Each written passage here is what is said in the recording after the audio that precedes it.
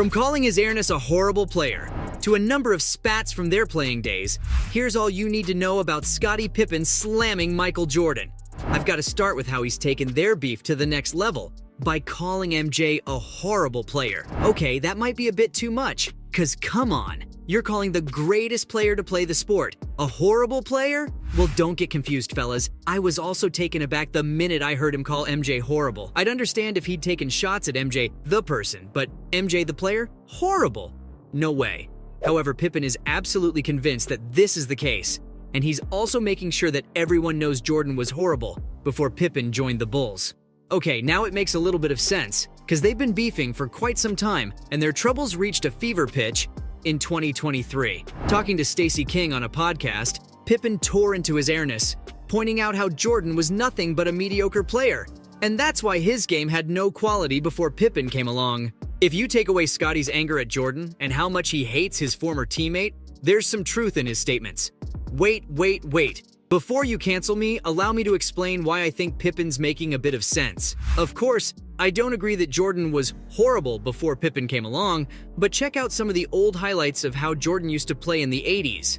The Bulls were a one-man force, and Jordan was just carrying on his merry way. It was great to watch, but basketball's a team sport, isn't it? And Mike was not up to the task of leading the Bulls anywhere without Pippen's help. So, I get where Scottie's coming from. The NBA legend added that players hated playing with Jordan because he was horrible to play with. And if it wasn't for Pippen joining the Bulls, his career simply wouldn't have turned out the way it did at the end of the day. Look, there's no doubt in anyone's mind about how important Pippen's role was in that Chicago side, maybe except for Jordan, because that's exactly how the entire beef was reignited. But I'll get to that in a bit. Pippen also added that Jordan was hell-bent on making poor shots all the time, and that his entire playing style was based on going at it one-on-one. He opened up about how Michael was with the rest of the supporting cast in the dressing room too, but that's something everyone is already familiar with. Steve Kerr won't be forgetting that punch anytime soon, and neither will the other teammates that got trash-talked and were sacrificed to satisfy Mike's ego. Back then, though, it was justified to some degree, cause Jordan was doing everything on the court, playing out of his skin, and helping the Bulls win 6 championships. So it wasn't like anyone had a lot of issues with how MJ treated them, but for him to be this bitter, and his failure to give the team the due credit, has painted MJ in a bad light. That's Scottie's biggest problem with Jordan anyway. He believes that the team endured all kinds of tantrums when MJ was playing, from throwing punches in scrimmages to pushing teammates around because they weren't being competitive. But they've got no reason to still sit back and take this treatment nearly 30 years later. I think he's spot on. Jordan, the player, was a magnificent athlete, the greatest the world has ever seen. The less said about Jordan the person, though, the better. If you want to know about his true nature, check out his comments about his high school coach when he got inducted into the Hall of Fame. His bitterness, a lot like his skill on court, is unmatched. That's why he also hates giving the credit to his fellow teammates and genuinely thinks that he's the only reason the Bulls won those 6 championships. I get it, he was the biggest name on that roster. The Bulls probably wouldn't have won anything without him, but basketball is a team sport at the end of the day. And no matter how much MJ wants to say that he did everything, he wouldn't have won without the help of the other players, particularly Scottie Pippen, who completely lost it when The Last Dance was released. So, show of hands, how many of you have watched The Last Dance? If you haven't, get on it ASAP. You won't regret it. The Last Dance is easily the best basketball documentary, and it gives a great insight to the background story of Jordan's phenomenal career. The only thing it lacks is the part where it dives into the important role that his teammates played in helping the Bulls become the best team in NBA history.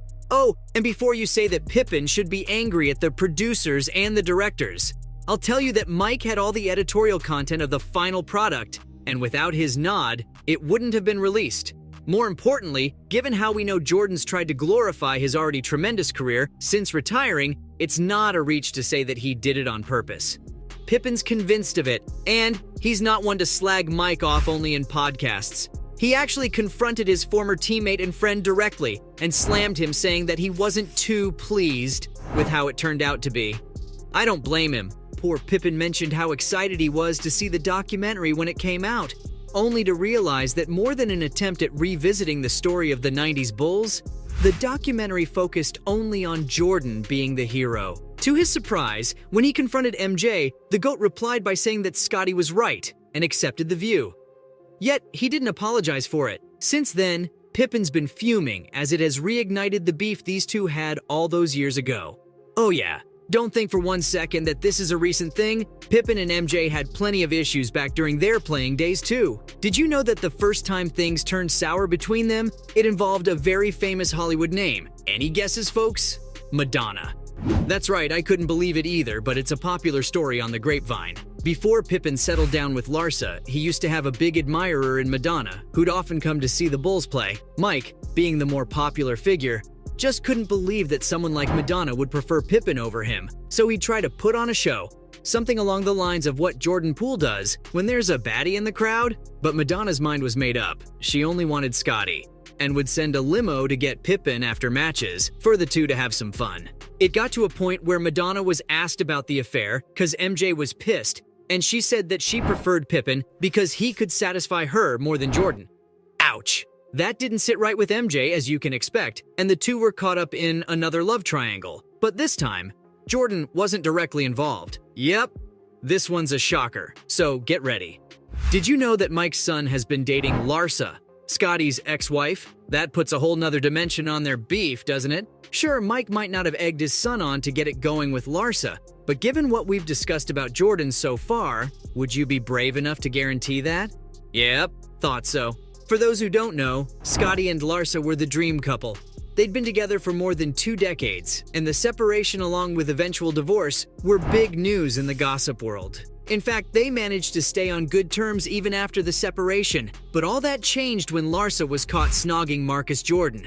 Oh man, you can probably imagine how Scott's world came crashing down from that minute on, and it fractured whatever was left of the MJ-Pippen friendship. That said, there wasn't too much to begin with even when they were dominating the NBA. They had plenty of falling outs even as players, like the time when Pippen claimed that he deserved more money, and how severely underpaid he was compared to Jordan.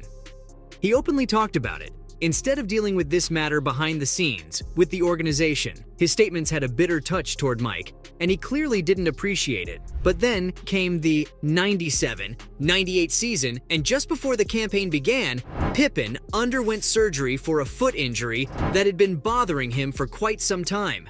When Jordan got to know, his anger was uncontrollable. He questioned Scott's decision to delay it until the beginning of the season instead of the off-season and blamed him for damaging the team's chances of winning the title. Pippen has since opened up about it, explaining his decision and how it was the right one to make given his long-term health. Well, there you have it. From a number of spats from their playing days to calling his airness a horrible player, this was all you needed to know about Scottie Pippen slamming Michael Jordan.